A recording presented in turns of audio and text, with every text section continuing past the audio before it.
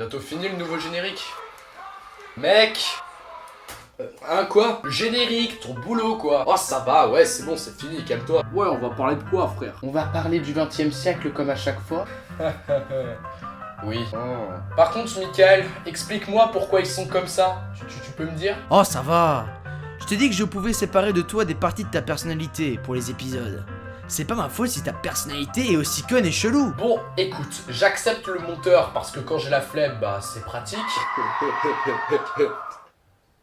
Même si voilà quoi, j'accepte ce mec un peu teubé. Eh mec, tu fais comme ça fait une chatte. Si voilà quoi, j'accepte mon moi enfant parce que je vais pas renier mon passé. Ça veut dire quoi, nichon? Mais sans déconner, lui... Ouais, pourquoi moi, j'avoue? En plus, dans une émission pas capable de traiter d'autre chose que de l'histoire. Ben disons qu'au moins tu gueuleras pas durant les épisodes, ils s'en chargent pour toi. 2, 3, 4... Au passage, avant de lancer l'épisode, j'en rajoute un dernier que je viens de finir. Tanguy, il y en a 50. Putain, pourquoi je fais des concours d'action moi? Bref, bon, un thème. Il nous faut un thème. Personne. De Initialisation en cours. toute façon, ça pourra pas être pire. Mais il est où? Juste là. Bonsoir, nous nous retrouvons en direct du passé de Munich pour pouvoir interviewer le représentant anglais, Monsieur Chamberlain. Alors, bonsoir Monsieur Chamberlain, comment voyez-vous les choses après avoir donné la région des Sudètes au dictateur Adolf Hitler en ce 30 septembre 1938? Bah, tu finis pas l'interview, frère. Je vais en avoir besoin pour la suite. Au moins, grâce à ce mec, j'ai trouvé une idée de thème. Moi, j'adore quand il y a du suspense. Bon, bah, dans ce cas, c'est parti.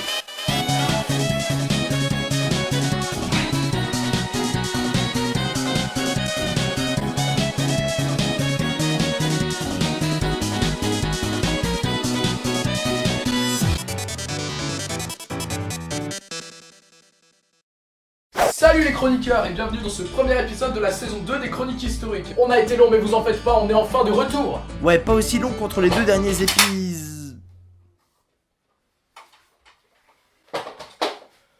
Et aujourd'hui on va parler d'une guerre où nous Français n'avons jamais été aussi mauvais. Plus mauvais que durant la guerre d'Algérie et d'Indochine.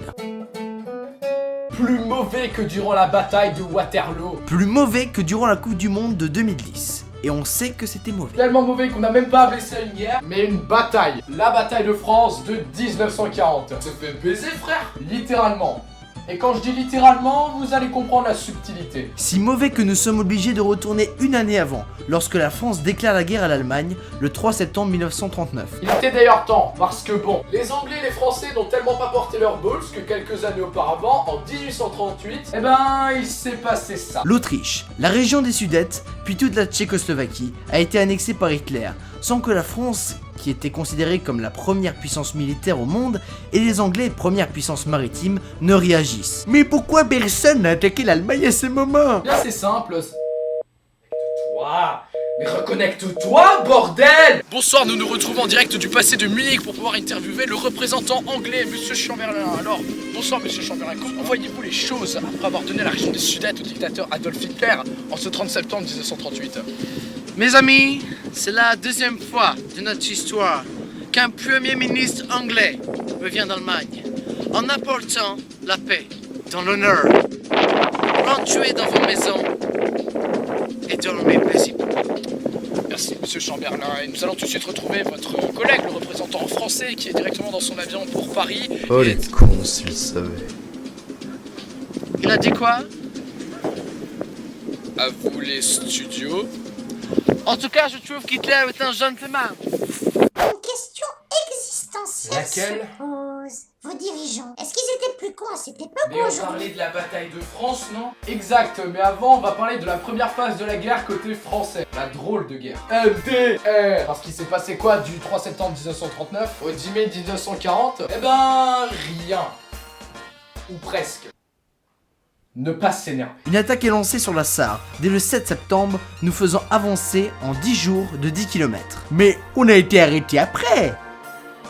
Pourquoi tu fais cette tête, frère?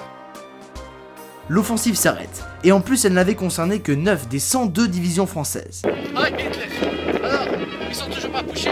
Ah, bah, voyez par vous-même. Allez, venez vous battre. Toutes vos armées, on les défense.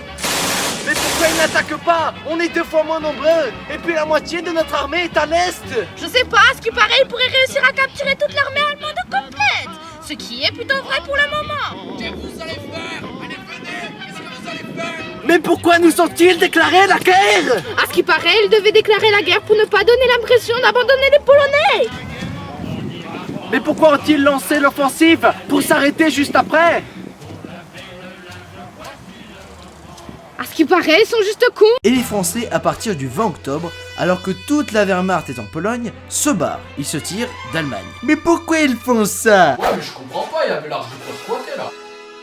Bon, écoute, j'en ai marre, lâche-toi. T'es en train de me dire qu'ils ont déclaré la guerre alors qu'il y a personne, ils ont conquis des territoires pour s'arrêter et pour ensuite repartir alors qu'il n'y a pas de résistance? Ça rigole pas avec eux. Ça, la ça. Ah, je vous baisse de toute façon. Bon, on va tenter de se calmer. Oui, mais là... et de relativiser notre connerie. Parce que si l'armée française était effectivement bien meilleure en nombre et en technologie de guerre, bah elle avait la fâcheuse tendance à éparpiller ses chars un peu partout. Alors qu'en face, bah c'est plus simple. On rentre dans le lard avec des dizaines de chars. Ils visent un point précis, quoi. Le point G. Yep. Ah, c'est vrai que c'est très subtil. Et en plus, on avait une faiblesse au niveau de l'aviation. On pouvait pas tout avoir. Donc oui, on a été très con de pas lancer d'attaque. Mais on aurait fini par être arrêté car l'armée française était tournée vers une stratégie défensive, que j'appellerais même tortue. Je suis sûr que Charles de Gaulle a tout fait pour défendre la France. Magnifique transition, mec. Merci. Bah, pour le moment, il est colonel et il a sorti un livre qui s'appelle Vers l'armée de métier. Il va promouvoir l'utilisation de chars, l'importance en général de mécaniser l'armée française qui ne l'est pas assez. Il dit aussi que les avions ont une grande importance, même s'il ne fait pas le parallèle qui sera crucial pour la blitzkrieg entre chars et avions. Hitler lira de nombreuses fois son livre, comme beaucoup de généraux allemands. Alors que dans son camp, Charles de Gaulle est pris pour un gros con. Il a été l'ennemi et il s'est fait bolos. Ouais, accessoirement, c'est à peu près le seul mec à avoir réussi quelque chose durant la bataille de France. Mais on y vient. Donc pendant que les Français, les Anglais et les Belges sont AFK, reconnexion, connard! Les Allemands vont s'occuper du Danemark et de la Norvège au nord. Déjà, les Allemands ne peuvent pas passer par là. La ligne Maginot, qui est sûrement la ligne de défense la plus solide de l'histoire, l'équivalent de la muraille de Chine aujourd'hui, empêche toute attaque sur ce flanc. Les Français qui s'attendent à une attaque par la Belgique, comme en 1914, se sont massés là-haut. Alors où sont bien passés les Allemands? Je me le demande. Par les flèches, non? Eh, ils vont passer par le bois de Boulogne, wesh. Ouais. Le point G. Alors là, il y a la ligne Maginot. Et là, on masse nos soldats. Et on attend. Et la forêt des Ardennes? Bon, on peut pas la franchir, hein. Avec deux chars, t'inquiète. Vous êtes sûr? Ta gueule. Voilà, il y a une division. T'es contente? Oh, vous savez, moi je suis que journaliste, hein. D'ailleurs, je rentre. Elle est où? Je crois qu'il me faut des congés. Et c'est là que tu vois que la connerie est très vieille. Ouais, t'avais raison, rien à en tirer. Et cette erreur aura été fatale. On aura été con jusqu'au bout. Et c'est ainsi que le 10 mai est lancé le sniff. Le sniff du général Manstein. Donc la Wehrmacht se lance et attaque donc comme les Alliés l'avaient prévu en Belgique et aux Pays-Bas. L'attaque fait déjà très mal aux Alliés, puisqu'ils sont dans une stratégie de blitzkrieg. On avance et on bourrine sans s'arrêter. Le front allié qui cherche à se replier pour se reformer est harcelé. En gros, la ligne n'arrive pas à se reformer car est aussitôt détruite. Un peu comme quand la marée monte et que j'arrive pas à faire une muraille solide face à l'eau, sachant que la première muraille a été détruite, c'est ça? Ouais, sauf que t'oublies ton grand frère, qui tel un salaud va percuter le mur sur le côté. Me rappelle pas ces souvenirs s'il te plaît. True story.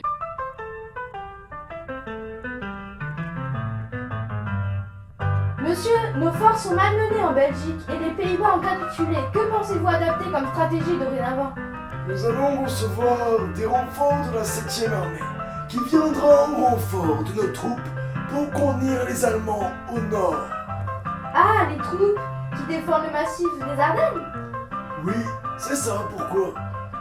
Oh non, pour rien, laissez tomber. Et la surprise allemande est totale. Coup marche d'ailleurs tellement bien que même les Allemands osent pas y croire. En fait, ils sont tellement surpris que tout ça ait marché qu'ils avaient peur d'une contre-attaque surprise de l'armée française pour briser le coup de Faucille, sauf que non en fait. Résultat, en Belgique et dans le nord de la France, fin mai, les troupes françaises, anglaises et belges sont prises en tenaille et sont repoussées jusqu'à Dunkerque. Ben ils vont faire quoi alors? Eh ben ils ont plus le choix. Les Français partent au combat. Un corps d'armée va jusqu'à se sacrifier à 1 contre 4 pour permettre le rembarquement de plus de 330 000 hommes. Ouais, c'est comme si tous les abonnés de Dirty Biology partaient à la mer, c'est con. Et là, imaginez juste quelles auraient été les conséquences pour la suite de la guerre, après la perte de plus de 300 000 hommes. C'est vrai que pour le coup, vous avez tout donné pour l'embarquement. Vous avez été bon, j'avoue. En effet, tout ce qui flotte est venu chercher le corps expéditionnaire anglais depuis la Grande-Bretagne et les troupes françaises restantes. L'armée française est alors soit en fuite vers la Grande-Bretagne pour les plus chanceux, soit en repli face à la Wehrmacht, soit sacrifiée héroïquement à Dunkerque. En revenant à des événements pas très joyeux.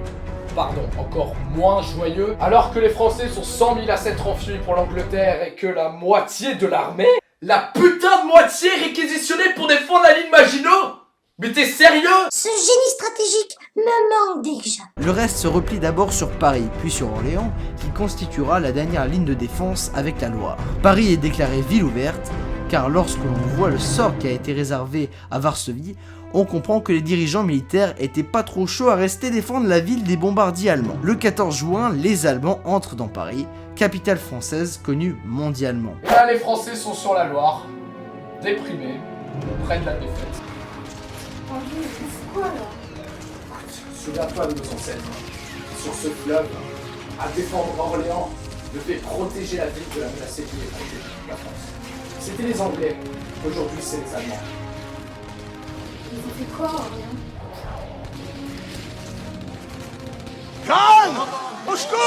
Et alors que la France s'effondre face aux armées allemandes et que les Italiens attaquent le 10 juin, eh ben ils se font complètement bolos. Oui, on a trouvé pire que nous! Ils étaient 300 000 contre 170 000, avec en plus les Allemands en or, et ces boulets ont à peine réussi à passer la frontière. Du génie plus que français, monsieur. Mais bon, ça empêche pas les forces françaises de se faire défoncer par les Allemands. Et le 16 juin, Philippe Pétain, qui a été nommé président du Conseil, demande l'armistice. J'assume, à partir d'aujourd'hui, la direction du gouvernement de la France. Monsieur Pétain.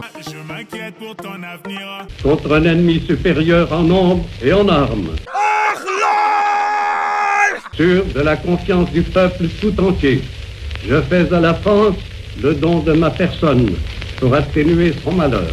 Très bien, mais qui va diriger le gouvernement, monsieur? Laissez passer, je vais m'en occuper. Vous adorez faire don de votre personne à la nation. Et le 22 juin, l'armistice est enfin signé. La première puissance mondiale est vaincue, annexée, occupée ou sous un gouvernement totalitaire, et ça seulement en 1 mois et demi de combat. Et le sort s'acharnera pour les soldats français qui seront prisonniers dans les camps. J'ai quand même vu pied dans les années 40, mec. Ouais, enfin, c'était pas les camps de concentration, mais tu vas pas les envier non plus. La défaite est donc surtout due à nos stratégies, qui étaient beaucoup trop obsolètes. Mais il faut se rappeler de la ligne Maginot, qui a tenu le coup même très bien, et aussi des succès défensifs contre l'Italie, qui avait une armée presque 2 fois plus nombreuse, et l'effet de surprise. Mais je trouve quand même triste qu'on ne parle que si peu des soldats français en 1940. Ils sont peu évoqués car considérés comme des perdants, alors qu'ils ont été tout aussi héroïques que les soldats de 1914-1918. L'exemple le plus parlant étant le rembarquement de Dunkerque. Rembarquement qui aura permis à plusieurs centaines de milliers d'hommes de pouvoir continuer à lutter contre l'Allemagne nazie. Certains continueront la lutte aux côtés des forces françaises libres du général de Gaulle, créé après l'armistice du 1er juillet. Et de Gaulle, il devient quoi? De Gaulle qui, malgré des attaques audacieuses contre l'ennemi, notamment pour briser le coup de faucille qui allait se renfermer sur Dunkerque, n'aura qu'un succès limité et très insuffisant pour repousser la Blitzkrieg. Donc non, il n'a pas connu de grands succès militaires comme certains le pensent. On va juste dire que c'était le moins mauvais. Le gouvernement de Vichy prendra alors les rênes du pays, qui bascule dans le camp de l'Axe, face à la France résistante du général de Gaulle. Ainsi, la France bascule dans le camp de l'Axe et se retrouve en guerre contre le Royaume-Uni, qui fera tout pour détruire la flotte française, notamment avant que celle-ci ne soit prise par l'ennemi, notamment par l'opération Catapulte. Ou Catapulte. Mais ça, c'est une autre chronique. Mais en attendant, on espère que l'épisode vous aura plu. Tu peux toujours nous dire ce que tu en penses juste en dessous dans les commentaires, pour nous aider à nous améliorer. Laisse un like et abonne-toi en cliquant sur aiguille si c'est pas encore fait. Mais pourquoi est-ce que je suis mêlé à des strates publicitaires? Et vous pouvez nous retrouver sur Facebook pour recevoir l'actualité de la chaîne. Histoire par passion. YouTube pour métier. À bientôt pour de prochaines chroniques historiques. We're gonna hang out the washing on the Siegfried line. Have you any dirty washing, mother dear? We're gonna hang out the washing. washing on the sea free line, 'cause the washing